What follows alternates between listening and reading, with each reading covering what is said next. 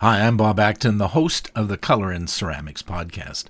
Today, I'm really honored to introduce you to Robbin Harris.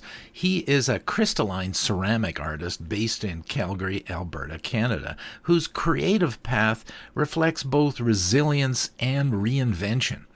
A jazz musician, Robbin turned to clay after a life-changing accident ended his drumming career, discovering ceramics in 2017 under the mentorship of Dave Settles at Fairview Studios. His artistic direction shifted again in 2020 when he encountered crystalline glazes, a discovery that opened a deep exploration into their unpredictable beauty and technical complexity. Through a practice rooted in experimentation, Robbin creates work that balances cosmetic imagery with organic decay, revealing the delicate tension between creation and destruction. Each firing becomes an act of discovery, inviting viewers into a conversation about fragility, transformation, and the unexpected beauty that emerges when control meets chance. Let's meet Robbin.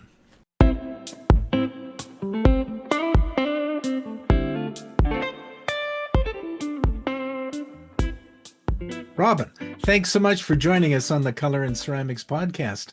We're really pleased that you're here today with us. Well, thank you very much for having me, Bob. Yeah, it's absolutely. You're a fellow Calgarian, and I had a chance to see your work at one of the Christmas shows, and your crystalline glazes are just gorgeous. And so I'm really looking forward to having a conversation with you today about your work. Yeah, it was quite interesting to meet you there, actually, and I was also quite impressed when I saw your table set up there. Thanks very much. Now, are you done all your sales for the Christmas season? I know I'm done all mine. Yeah, I didn't do a lot of markets this year. I typically don't do very well at the markets, so I didn't partake in a lot of them. I did the APA show, which was quite successful, and I actually quite like that market because it's a pottery market. So people coming have some understanding of pottery, or they at least appreciate it. And it was nice to see the other potters like yourself and get to know some of the other people. It was my first year joining the APA, so nice to and see all the nice work that was there. So that was cool as well. It was quite diverse. Awesome. Speaking of diversity, you are a pretty diverse guy yourself. You have a strong history in jazz musicianship. You're a drummer, and you're a physical fitness trainer as well as doing an outstanding job with ceramics. So I'm not going to ask you to explain your journey in all three of those, although you can merge them in there if you wish. But I would like you to explain a little bit about your journey in clay, like where you started from and how you got to where you are today. Well, to be honest, the stories are pretty interwoven how I got into clay. I was living in Asia for about 12 years. Between there, I lived in Montreal and New York for a couple of years as well, but I always kind of ended up back in Asia somewhere. There's quite an interesting music scene there. I really enjoyed it. It's quite gritty and a lot of creativity. And so I was able to do a lot of different styles of music there, which was really nice. There was a lot of African and Brazilians there as well. So I got to do a lot of that kind of music. But while I was living there, touring around, especially Japan and in China, I really started getting smitten with the idea of ceramics. And so I started off just appreciating it. And then I kind of wanted to get into it. So I signed up for the university program in Hong Kong. You didn't for ceramics. And I was working on some movies there because I was doing a lot of action movies there as well, because I have a background in martial arts and gymnastics and parkour. So I could be the white guy that gets killed by the Chinese guy and do stunts, and they didn't have to find a stunt guy. I also have a precision license, so I could do all the car stunts. And literally a week before I was supposed to start on that ceramics course, I was practicing a stunt off the top of the building and shattered my right leg. So that kind of ended my professional drumming career. I was never able to tour again because the surgery they did in Hong Kong was very poorly done. So about a year later, my ankle fell apart again and they wanted to amputate my leg. So I ended up going to the States, where I could get private care, and they did a reconstruction that allowed me to walk and use my leg, but not enough to still go and do a 3-hour rehearsal, a 3-hour gig, fly to another city, 3-hour rehearsal, 3-hour gig. So that all kind of ended for me. So from that, I was doing my rehab at a gym. It's a long story, I know. And the owner of the gym liked what I was doing and kind of procured me to be one of their trainers. Then I ended up being very good at working with elderly people and injured people because I'm very good at finding injuries. And then I met another personal trainer who became my girlfriend, and she heard my story about the ceramics. So she got us a 4-week introductory course at Fairview Studios in Calgary, run by Dave Settles at the time. Yeah. I was really good at it immediately, and I loved it, and she hated it. A year later, left me because I spent too much time at the pottery studio. While I was at the pottery studio, I ended up meeting my current wife and the mother of my child. So it all worked out in the end because I have a fantastic wife now. She's definitely the right person for me. And I found her at Fairview Studios as well. She's from the Netherlands and very supportive of my arts, because you need a partner that's supportive if you're going to do arts. So that's how I got into clay. And Fairview Studios was just, at the time I was there, it was pre-COVID. So everybody was nice, and things were just more lax in the world. Things were just a little different. And it was such a fantastic place to be because there was no limit on studio time. Dave was very free, almost too much so, where you could just stay at the studio all night if you wanted. And he was a great teacher for me as well, from my learning style, I guess, because if you asked him a question, he would just say, I don't know. It's I'm sort of doing this. I guess you got to figure it out. And that's always been good for me to kind of find my own path. Some people didn't like it. They wanted more very detailed instruction. But I really thrived in that studio. It was the right place for me indeed. And Dave was a great teacher for me that way. And boy, he just let me have free range there, man. He let me do all sorts of glaze experiments. He let me play with all the gear. Sometimes I broke it, and he was very forgiving. And I spent a lot of time there at the time. Yeah. That was a great studio. I did some work with Dave many, many years ago. And so it's nice to see that you also connected with Dave. He was a Yeah. great teacher. Yeah, it was the perfect fit for me, and that studio was fantastic. It's since kind of changed hands, and Fairview now is in a different place, run by Davin Green, and it's still a great studio. I recently had my wife convinced me to kind of get my own wheel and everything, so I don't belong to any studios anymore. But I still finished off at Fairview at their new location down the street from where it was. Cool. Hey, I have a question for you because that's exactly was my path as well. I started at a little city-run studio here in town, and then ended up at Dave's and worked there for a few years. And then we bought a new house, and I had an empty basement, and I thought, "Oh, perfect! I'm going to put my own studio in." And which I have, and it works great. But one of the things that I find is that I get a little lonely in that studio because I'm all by myself. I don't have anybody around me to go, "Hey, Bob, what are you doing that for? That's kind of a dumb idea," or "That's a great idea," or "Tweak this or tweak that." How about for you? How do you find working alone in your studio? Well, I'm an only child, so it really suits me. Suits me more, to be honest. I find I can just have all the focus I want. I can listen to whatever music I want, not what's being played. And sometimes, again, unfortunately, post-COVID, I find most conversations that happen in public places are a bit spiky. Yeah, how so? So I found that all a bit distracting too. Like the studio environment before all that happened was always pretty cordial, and people still had a good time, and they could agree to disagree and stuff. And now I find everywhere I go, not just the pottery studio, most places I go that is in public, things are very heated and divided and apoplectic almost. So for me, it was actually a nice time to remove myself because I found it distracting when I was throwing. And I don't like to throw with headphones with music because I can't hear the clay, I can't hear the wheel, and for me being a drummer, I guess part of the reason maybe I'm good at clay is because I can kind of hear the rotation of the wheel, so I know how fast and hard I'm going to pull. I typically wheel throw. I don't do a lot of hand building. So for me, it was a great time to move on to myself. If I have music on a stereo that's not right against my ear, I can still enjoy that. But when I find headphones, I don't throw as well in headphones.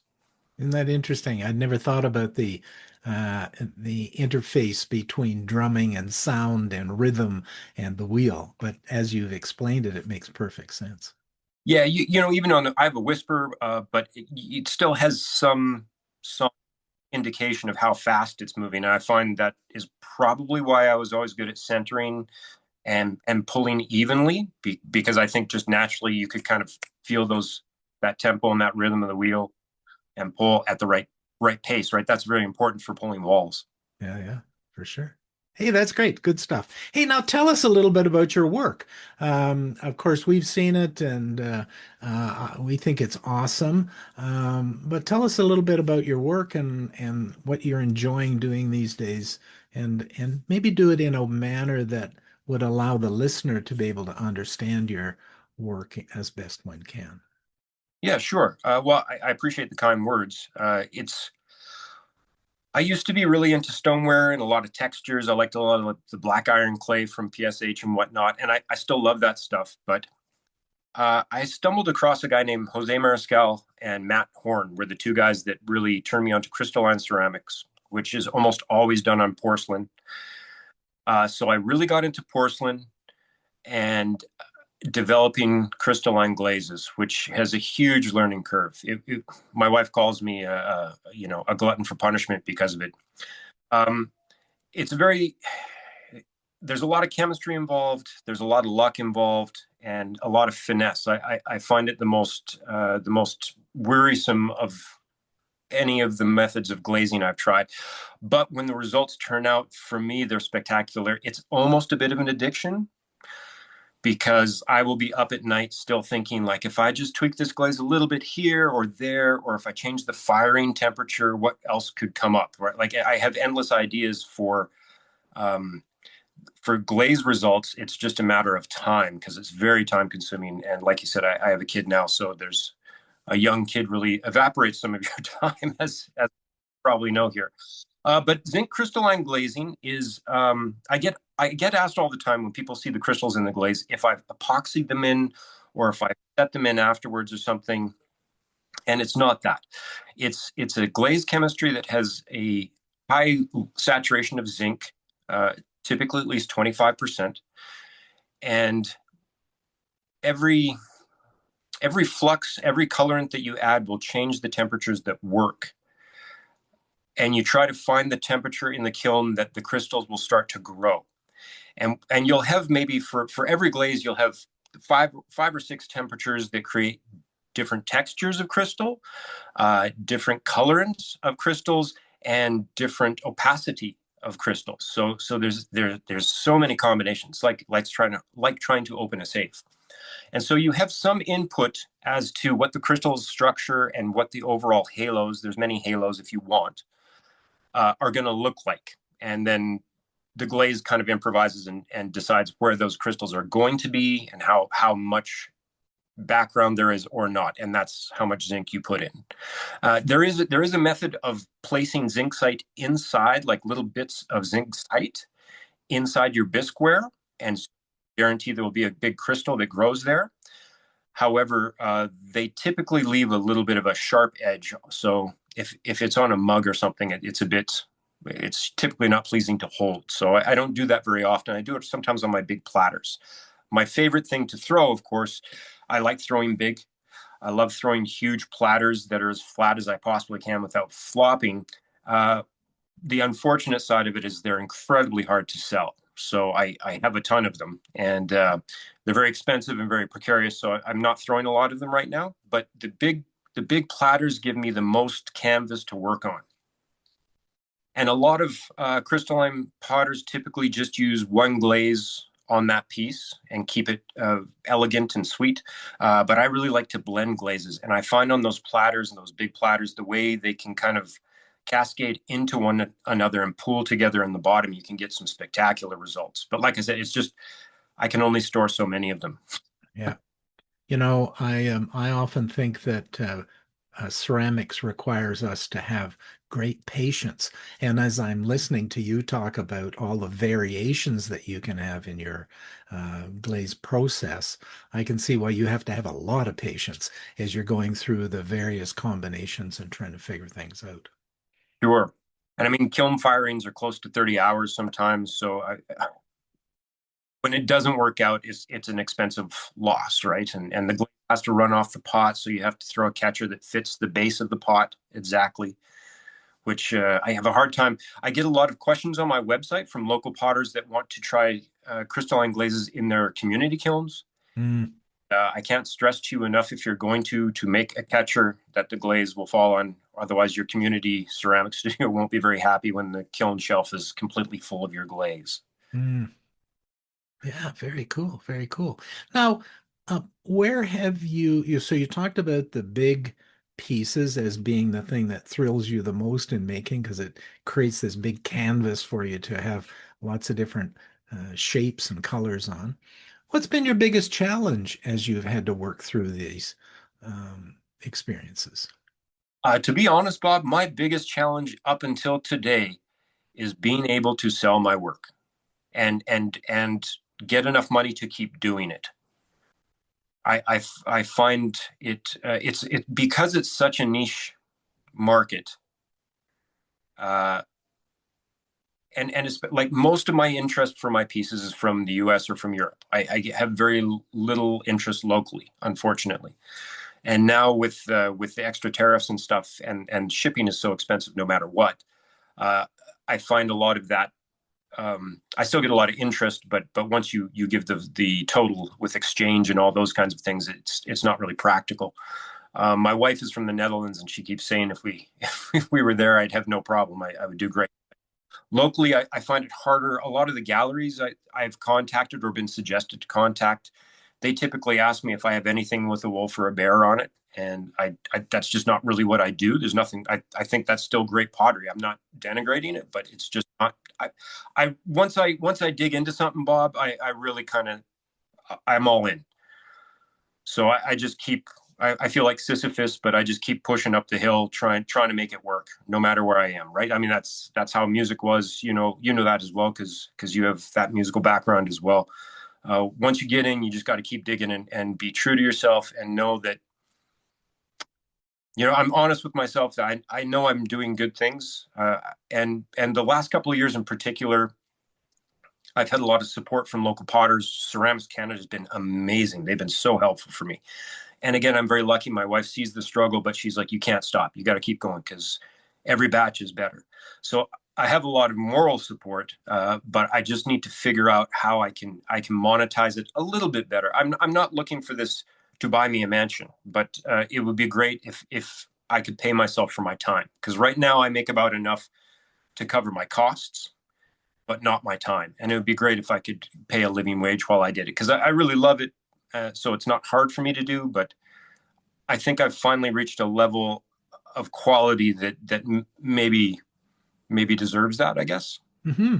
Yeah, I can see that for sure. Your work is gorgeous. And I think the thing that you're talking about, which is this idea of the struggle of selling, is something that I've seen lots of potters experience.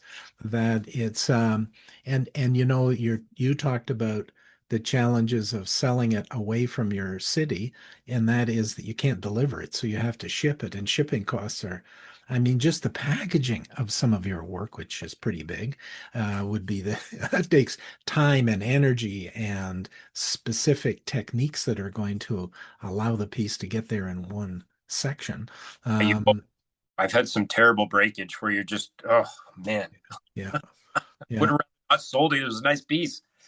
yeah. I know that's a real challenge. I guess maybe the step that many potters, ceramic artists, I think artists in general have is how do I get rid of my stuff? How do I sell it into the market? And you talked about your music background. I see lots of creatives have the same challenge, whether you're in the music industry or whether you're an actor or a writer or an artist of some sort. It's yes, you can produce beautiful work, and then it's getting it to market and finding that market where people are really interested in your piece.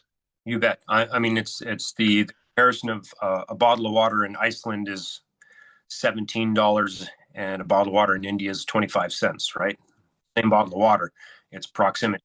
So there's definitely that consideration. I've been suggested many times to just get into stoneware to make the money and then do the crystalline kind of on the side. But again, for me, my time is so thin right now that I really I'm not that concerned about it, to be honest. And I'm just going to keep my nose to the grindstone and stay true to myself. And hopefully eventually, I'm a bit long in the tooth for the social media thing, but every once in a while, the right influencer buys somebody's mug and shows it, and all of a sudden you have an order for 10,000 and you're good, right? So I think that's what everybody's holding on for. But my hopes are low. But I keep my chin up, man. I'm not going to stop.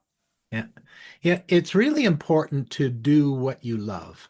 I heard somebody the other day talk about, well, you could do what you love and be broke. And so I think there's often the marriage between being practical, finding an audience that will purchase your stuff, a group of clients, and what you love, right? Being able to merge the two together in some way. And that's, I think, often the challenge for sure.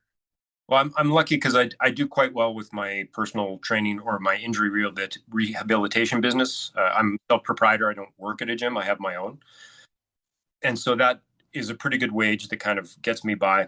And like I said, speaking of the marriage of the art and whatnot, I'm again just very lucky to have a partner that is okay with me not making more money than I do and this time to a craft that doesn't bring a ton in. I can't appreciate that side of my wife more.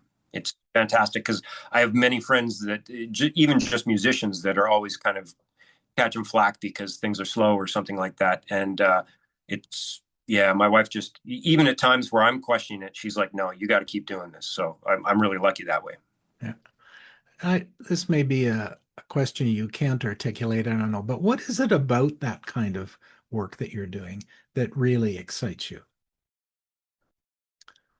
It it's the infinite possibility to me, and I think this is actually also part of what gets in the way of me finding a market is typically people want something that they've seen, right? They want this specific shape of mug that has this specific glaze combination that's reliably the same all the time. And that becomes kind of the marker of that potter, and they do quite well, unless you're like Tom Coleman or Lisa Hammond, who's famous enough they can just be very individual vessels, but because of the name and because they're great potters, they can generate, $6,000 for which is amazing.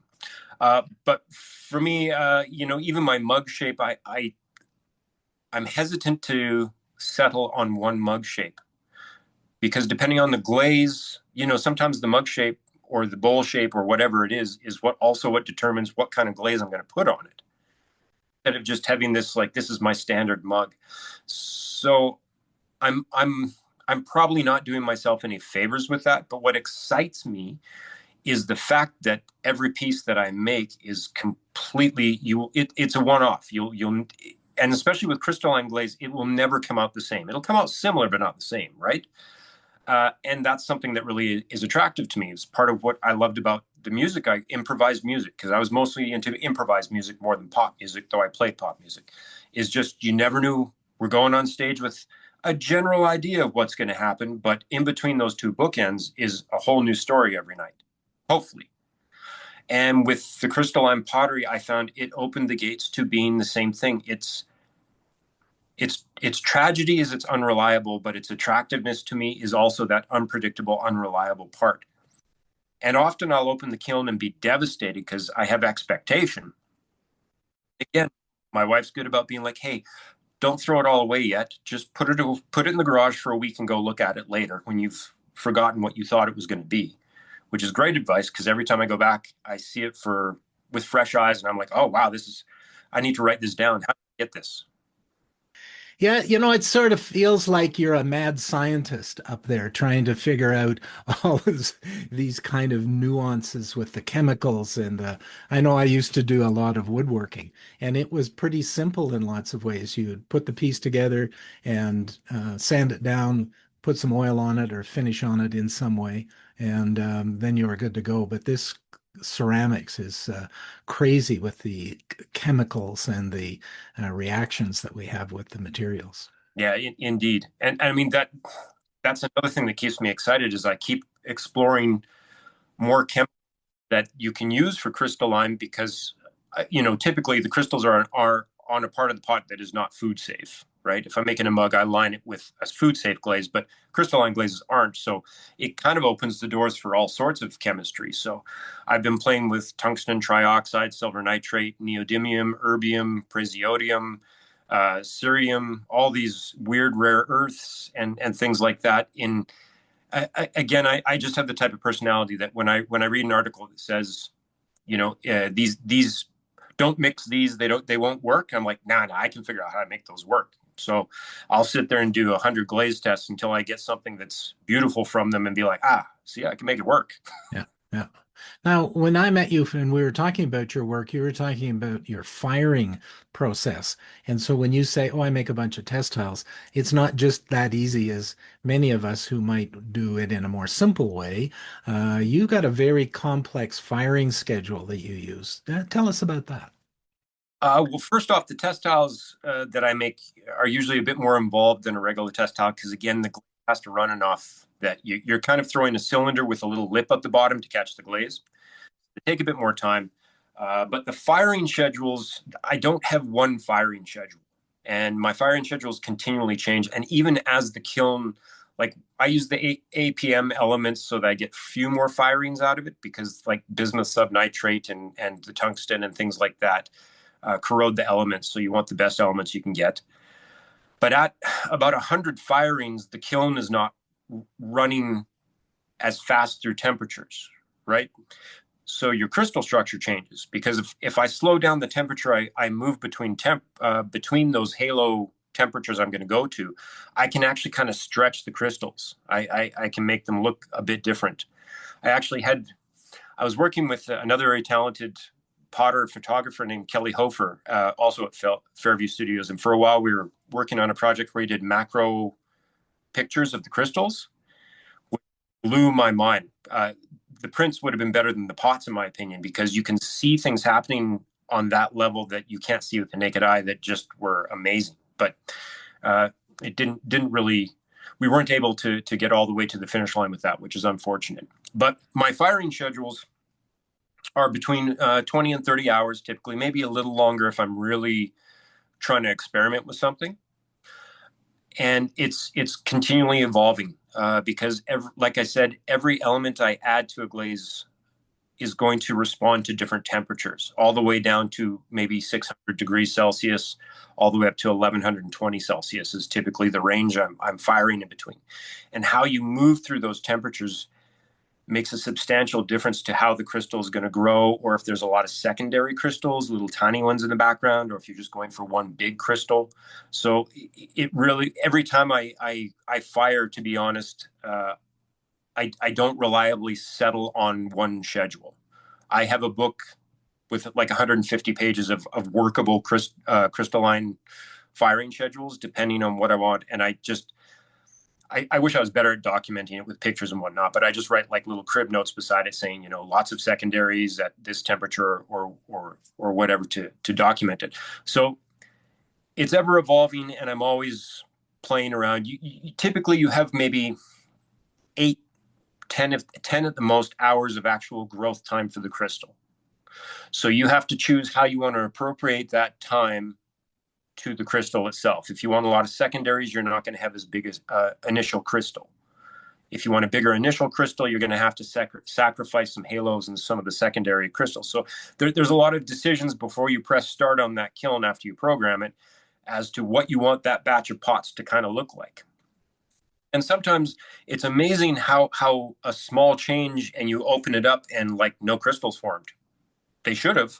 It wasn't that much of a change. It's a half an hour change maybe, but somehow that doesn't work. And so there's a whole batch that you can try to reglaze and hope, but most of the time that they are what they are, right? Reglazes sometimes work and sometimes it's so you just wasted another firing. Yeah, yeah.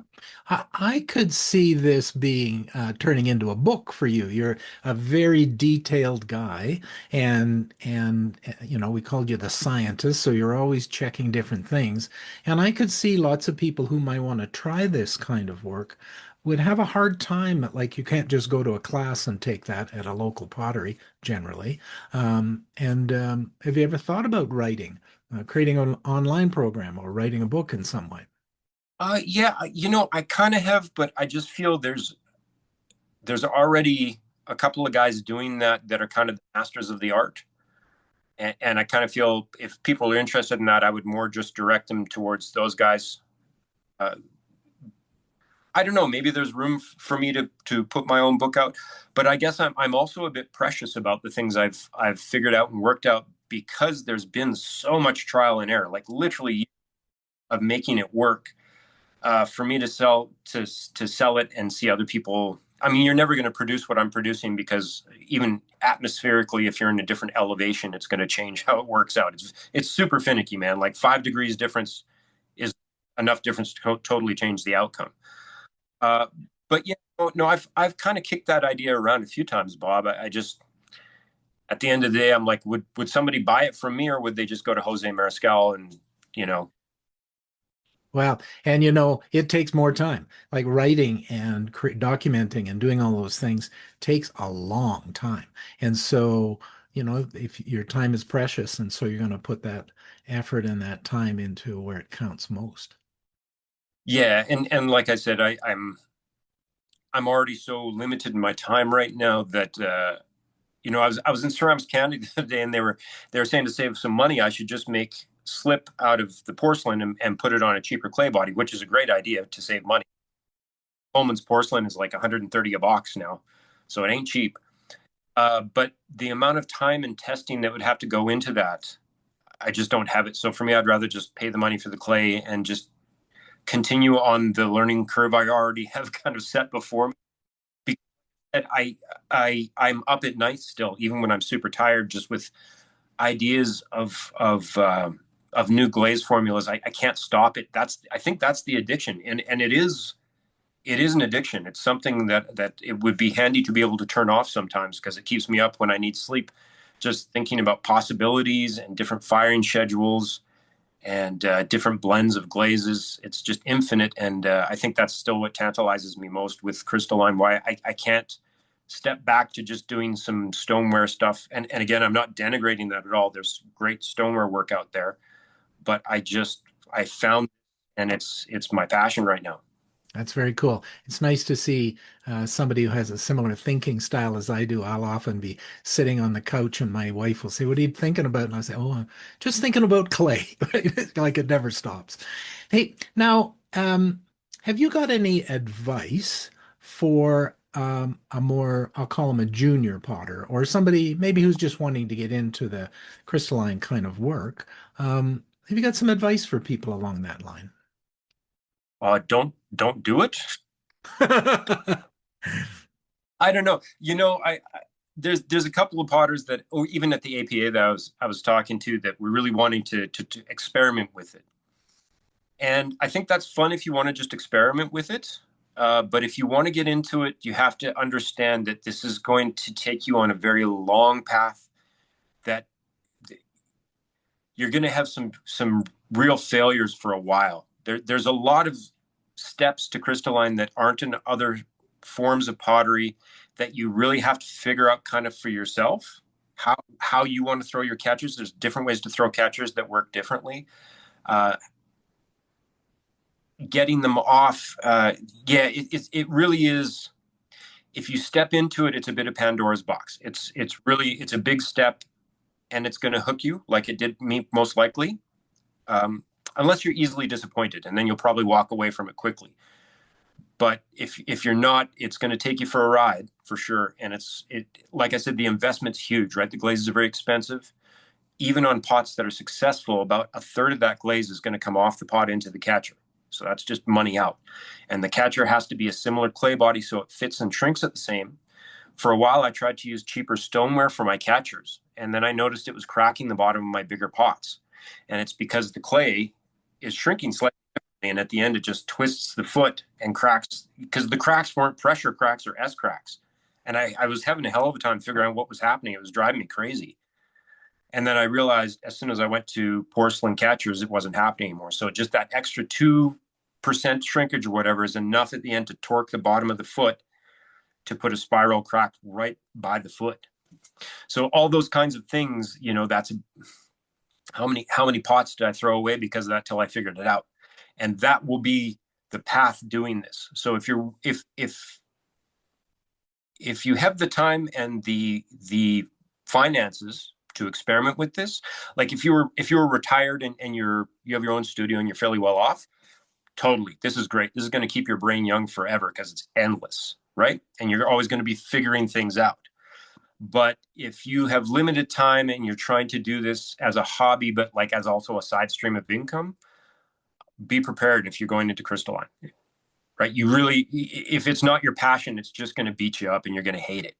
And you're going to wreck your kiln. There's always, if one of your catchers cracks, man, all that glaze, it's going to drip on the shelf and hopefully not off the shelf onto the kiln floor or onto your elements. Or there's also the problem that sometimes a pot will slip off a catcher at the top of the temperature and lean up against the side of your kiln. Now you're losing bricks, and that you go your kiln bricks also because of the crystallobite that's created from the crystalline glaze. So it ages your kiln bricks much faster. It corrodes your elements much faster. Firings are 30 hours, so you're going through elements much faster, right? So just all of those things, if you're not really passionate about it and patient and willing to suffer, I guess, for it, they're gonna make you resentful. And I've had periods. I've definitely had moments where I'm just like, screw this, man. I'm done. And you know, it passes, and then the next firing goes really well, and then you're back in it, just like a drug addict, man. I was thinking that sounds like golf. You know, you get a, in some ways. Yeah. Well, that's interesting. I think what I hear you saying is that it's okay to play with it, but be prepared. It's going to be very complex, very time consuming, very expensive to get anywhere with it when you're moving in that direction. And it's fraught with failure. Even now, I mean, I have a lot of variables dialed in, so I don't have a lot of failure. But every once in a while, there still is a time where you open the kiln and you're just like, ah, you got to be kidding me, right? I mean, that's I see that also with like wood firing, everything. There's always that proximity with or possibility with clay, but I find crystalline's probably the most precarious. If you're willing to accept that, get into it, man. Send me an email. I'm very open with my information. Reduction firings can do some really cool things too with crystalline, because if you're doing a post reduction firing, you can find just the temperature, so just the crystals change color, but the background stays the same. So I find the possibility with reduction firing and crystalline even opens up more windows of opportunity, because you're not just reducing a whole pot. Because those crystals, the porosity of them is different than the background. If you get your temperatures right, you can make a crystal turn red with a nice blue background or purple background. So just, again, spectacular results when it works. Wow. Alchemy. Nice. Yeah. So if you're interested, feel free to send me an email. I'll do my best to answer you and stuff like that. But just go into it knowing it's a long learning curve. It's gonna beat you up a bit, but there is a reward if you're willing to be patient enough, I guess. If you're, you'll never get there, but you'll feel like you're making progress. Hey, Robin, thanks so much for spending time with us today. This has been fascinating, and I think our audience will really enjoy hearing about some of your challenges that you've had and that they might have if they get into it, and how much you love the work that you do. Yeah, definitely. It's definitely passionate. Super. Thanks so much. Yeah, thanks for having me, Bob, and keep doing what you're doing. I love your pots. Thanks so much.